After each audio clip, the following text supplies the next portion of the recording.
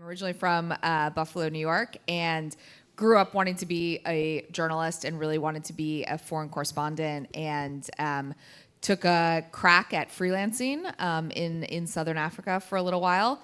And like many freelance tales it ended with no money in my pocket and the need for a real job, and ended up back in the U.S. Working as a political reporter in Florida, and then ended up at the AP after that. Okay, so at AAJA, we believe in helping our members move up their organization. So what was it about you that you think they chose you as executive editor? Or did you have a sponsor help you? Oh, good questions. Look, I think one of the things that I have always loved about the AP is I always felt like it was an organization where, I had really great mentors, really great supporters, people I could turn to ask questions, to get advice about big career things or, small things about a particular story. And I think that, it was an organization where there were people along the way who probably saw things in me that I definitely didn't see in myself. I can tell you with 100%, truth that I never thought I would be the executive editor of the AP. I never thought I would even be a manager at the AP. I was a reporter, a video producer and a reporter, and absolutely loved being a reporter. And kind of had people encouraging me to take next steps at points in my career where I, again, didn't really feel like I was ready. But I think that you need that, in a career. You need people who are, again, seeing things in you that you maybe aren't even aware of, and helping encourage you to go beyond what you think is even possible. And again, it's one of the reasons I stayed at AP throughout much of my career, is that there were people along the way who really played that role for me. So sponsors are key in one's career. So you've been in the role now for a couple of years. What has really surprised you about the job? Oh, so much. Look, it's a job that is it's an incredible job. Like I said, is not one that I ever expected to have, but it is one that is constantly challenging and like really, honestly, endlessly fulfilling. And the main reason for that is the staff that we have. Our staff, we have a lot of AP people here right now. We have our headquarters in Asia, in Bangkok. So I've had a chance the last couple of days to spend some time with them. Some of us are going to see our staff in Delhi after this. And, it's the staff at the AP that I find so remarkable. They challenge me a lot, which I think is great. And, they prompt me to think about all kinds of things that are surprising, right? The different challenges, different ways to think about our journalism. I think the biggest, not surprise perhaps, but I think the biggest kind of theme of the last couple of years for me has just been the need to change and adapt and evolve. And that's, at a macro level as an organization and in the industry that we're in, but then also just on a story by story basis, whether it's, thinking about the ways you're prioritizing and using your resources, or the formats that you're delivering news in. It's just kind of a constant period of evolution that I think we're in right now. So in the earlier panel, we talked about the lawsuit against the White House. Was that an easy decision to make? No, it really wasn't. I think I mentioned this earlier. Nobody, if you're the AP, if you're a nonpartisan news organization, you don't want to be in the position where you are suing the president of the United States, the White House. It's not a comfortable position to be in. It's certainly not something we relished in, and it really was an option of last resort. We spent about 10 days after we were banned from the presidential pool in Washington. We spent about 10 days trying to find if there was a way to de-escalate this situation without having to go to court. But ultimately, as I mentioned earlier, there was really no room to negotiate because the ask of us was very clear. The way in was to change our policy regarding the name of the Gulf of Mexico. And if we had done that, which we never actually considered doing, I should be clear, but had we done that, we would have been setting a precedent for not just the AP, but the rest of the industry. And we're a news organization that believes firmly in the value of independent journalism, in the notion of free speech, and the notion of carrying out that free speech in ways that are nonpartisan and not tied to the preferences of any one government or administration. And so, we always knew that legal action was a possibility, but it was something we really tried to avoid. But ultimately, when it became clear that there was no way to restore our rights, our First Amendment rights, without going to court, then in effect, at the end, it became a pretty easy decision because it was the only route that was available.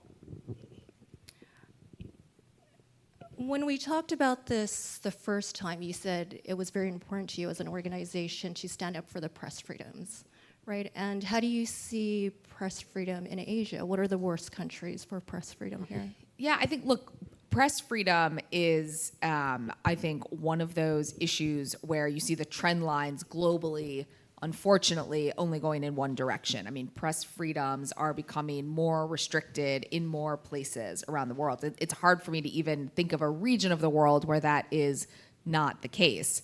We obviously talked about this within the United States. In Asia, we certainly deal with this in a range of countries and in a range of different ways. So that's everything from a country, and we talked about this a little bit earlier, a country like Myanmar, which is just very difficult for journalists to operate in. And we're fortunate to have journalists who, at great personal risk, are able to do some measure of reporting there. North Korea, is a country that is closed off to so much of the world. The AP actually operates a bureau out of North Korea, but obviously there are significant challenges in ensuring that we can get independent reporting out of North Korea. We've not been able to really travel journalists in to do on-the-ground reporting since before the pandemic. China, such a massive story, such a significant story, so tied in with so much that's happening around the world. And there are obviously restrictions on the ability of journalists who are on the ground in China to report freely. And then there are significant restrictions on our ability to get additional journalists accredited to work there. I mean, that is a country where we would love to be adding resources, but there are restrictions around visas for international news organizations right now. So that's just a kind of high-level overview of a couple of the places where we face challenges in this region. And again, I wish that I'm an optimist by nature. I wish that this was an area where I could say I'm optimistic that the trend lines are going to reverse, but unfortunately, I just don't see that at the moment. So the AP reaches 4 billion people globally. That's a lot of people. How do you build trust among your audience, especially with the proliferation of fake news? Yeah, no, look, this is something we talk about a lot because I think that we want people to consume fact-based, independent news. That is in our DNA. It's our mission. And in order for people to want to consume that news from the AP, they have to trust us. They have to understand that being nonpartisan, being fact-based, it's not a slogan for us. It's not something that we just talk about. It's really intrinsic to who we are. And so I think that, maybe there was a point in time where just saying that was enough and say, well, look, people are going to trust us because we're the AP. We've been around for a really long time, 179 years. You're familiar with us. I think we have to go above and beyond. We have to show people why they can trust us, which means really kind of lifting the veil on our process, doing more to explain what goes into our reporting, going into why a piece of AP journalism is fact-based, why the decisions that we made, the choices that we made in order to produce that journalism, being willing also to be transparent when we make mistakes. We're a fact-based organization, but we're also an organization of humans. And so we make mistakes like any news organization. We have to be transparent when that happens. We have to make clear, what we get right and what we get wrong as well. And I think we have to be very comfortable. And this isn't always something that comes naturally to us as an organization, but we have to be very careful or very, very comfortable being in the spotlight a little bit more. Again, putting our journalists in the forefront, talking about the work that they do, pulling back the curtain on the work that they do, because I do think that people, especially we were talking earlier about younger audiences really value that authenticity.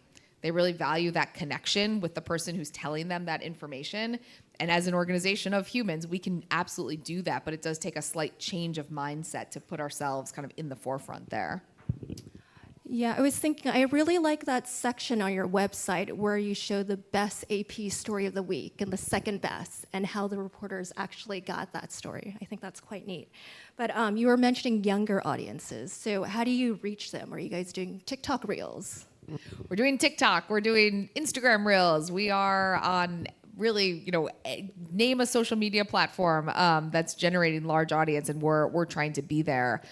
I talked about change and evolution. I think this is a big part of it. I think it is ensuring that if there are audiences out there, we want AP to be there. If there are places where people are getting information, we want that information to include AP journalism. So it is a constant process of experimenting and learning lessons from the audience, thinking about the ways in which the audience is trying to gather their information, trying to make sure that we're delivering our journalism in the format that is native to those platforms, because I think that's really important. And again, I think it's about, for younger audiences, I think so much of this is about authenticity, right? And not sort of being that kind of high up institution speaking down to them. It's about finding the things about the story that are going to be relevant to their lives. Talking about stories earlier, we talked about those stories of joy, wonder, and discovery. Some stories that inspire, some stories that give people solutions, allow people to find ways to take action. I think that's really something that is of value, not just to younger audiences, but really to all audiences. So one of the things we believe in here at AAJA is diversity in the newsroom. And diversity is not so popular anymore in the United States, right? Under President Trump. Does that change how AP approaches this?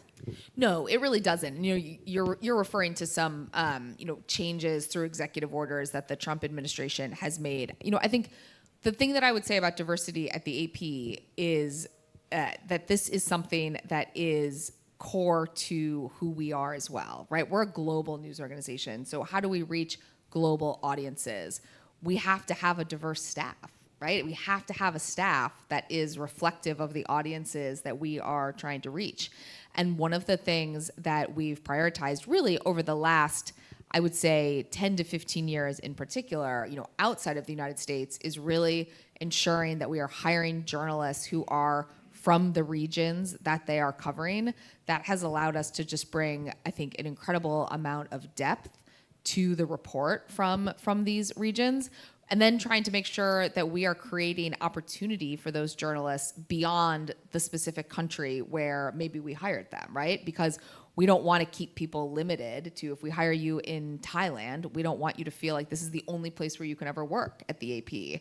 So that has meant really increasing our resources around, internal training and development programs, mentorship programs. We talked about that notion of sponsors and mentorship, really making sure that when we're thinking about things like staffing for the Olympics, right? It's a big high profile event that we have. Do we take a global approach to what that staff is going to look like? Do we prioritize diversity in that staffing, in those staffing decisions? And so it's always a work in progress, right? It's always something that we have to keep making sure that we are checking ourselves on. Is this still something that we are living up to? Is this still a key priority? I'm fortunate to have a lot of people on my team who can make sure that they are that. We were just, my colleague Saeed is here. We had a team meeting last night here, and this came up in our team meeting, making sure that in a very challenging and busy news environment, in a moment where resources are, as we said earlier, always going to be constrained, that we're not letting this slip. This is something that we talk about constantly. So that's, for us at AP, that is very separate from anything that's happening, with U.S. government policy. Okay, so I'm going to open this up to questions right after this one last one. So if you guys are prepared, you can start thinking of your questions and getting a microphone. So we have a lot of young people here. Is the AP hiring? Not only are we hiring, we have our Director of News Talent for Recruitment, Corinne Chin, right here. She's going to be the most popular person in this room. Corinne leads our recruitment efforts and is a huge champion of newsroom diversity and a huge partner of mine on that front. So we are we are hiring. I would encourage you to reach out to Corinne or myself later today. And I believe you guys told me there was a business position in Hong Kong. In Hong Kong, that's available right now. Covering China. Covering China and Asia business, yeah. Yep. Any questions from the audience?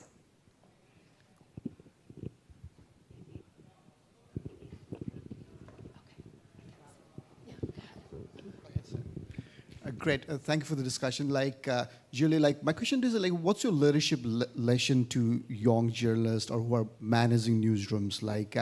What lessons you want them to learn, and how do you manage, during difficult times? I know, it's not an easy time in the U.S. as well. So how do you manage your personal care, well-being during those difficult times? Yeah, it's a really good question. I think that, we definitely, over the last several years, I think, have made it a priority to talk more openly about things like mental health, just the psychological impact of covering a lot of really difficult news. We do that because we care about our journalists, first and foremost, as human beings. And we also know that for people to have long careers in journalism, you have to give them the tools to try to manage through some of those difficult moments, those tools to be resilient. And, I think back to when I started at AP, it really wasn't something that we or really anybody in the industry was talking about. And there was sort of this expectation that, you chose to do this job, it's tough. You're going to rise up if you can just put your head down and get through it. And I just don't think that is practical or realistic with everything that's going on. So we have a range of programs internally. We also work with a range of external partners, and we really just try to make it an open part of our conversation. Anytime there's a particularly difficult story going on, our managers are actively talking about those resources that are available. And that is not just for the staff that are maybe on the ground, our field staff that are, on the ground in really difficult places. We're on the ground in Gaza, we're on the ground in Ukraine, we're on the ground in a range of difficult places. But it's for our journalists who also are dealing with that coverage remotely. If you're editing photos or video day after day from really difficult scenes, that is traumatic. And so we've made clear that this is not a conversation that's limited to one part of the newsroom. Another audience question? Yeah.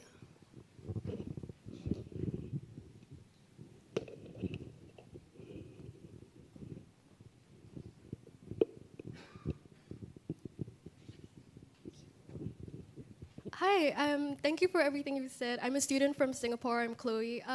I think my question is that I've heard a lot about how everyone here wants to target the Gen Zs, but as a Gen Z myself, I want to know, how do I reach out to the rest of the population? How do I reach out to the elder generation and get them to trust my voice as a Gen Z? Thank you. Oh, that's a good question.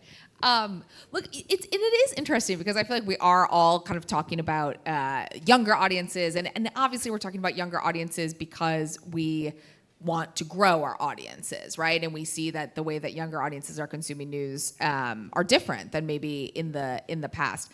I think as a younger kind of up and coming journalist yourself, I think that what I would just really encourage people to do is to think about what you can add to the conversation around this industry, right? I mean, you are so close to so many of the things that we're all trying to figure out right now, right? How are people consuming news? How are you getting your information? Who do you trust and why? So you probably have more power than you actually think that you do at this point. I was a young journalist at one point coming up too, and I remember it could feel kind of intimidating to talk to more experienced journalists. And I like I said, I think you have more power than you think and more insight than you think. I learned so much every day from some of the younger journalists that we have. They challenge me. They prompt me to think about things that I hadn't thought about before. So I would just say, just know that you are empowered. And if somebody's gonna push you aside because you're a younger journalist and they are not seeing where this industry is going and they are not open-minded enough and probably somebody that you want to work for in the first place. I wanted to ask you one last question. So, any words of advice for people who want to become an executive editor of a global news organization? Good luck. Oh my gosh, I so many. I think whatever your ambition is, whether you want to do a crazy job like this or whatever your ambition is, I would just say, be open-minded. It kind of picks up on the last question that we had. Be open-minded to the perspectives of the people around you, because I can tell you, every single day I deal with something that I do not have the answer to. Probably many things I do not have the answer to. And I rely on the smarts and the wisdom and the insights of people around me and the people that I've worked with all throughout my career. And again, that applies whatever your ambition is. Know that when you get there, or if you want to get there, you are not going to know it all, and you are going to have people by your side who can help you through that. And the more that you can show that you are that kind of person, the more that you can show that you don't have all the answers. I think there is so much power in saying, yeah, I don't know, or hey, do you know who helped me with that? I had a conversation with Corinne, and Corinne helped me with that, or Saeed told me about that, right? There's so much power in that sort of openness to outside views. I think if you show that, if you show people that you are that type of person, I think that actually is really powerful in helping you get, again, whether it's this job or whatever job that you have. Great, thank you, Julie. I believe you're talking some more at the Executive Leadership Program later today, so you have to sign up for the ELP to join that session. But thank you very much for your time and Thank you. coming to N3Con. Thank you very much.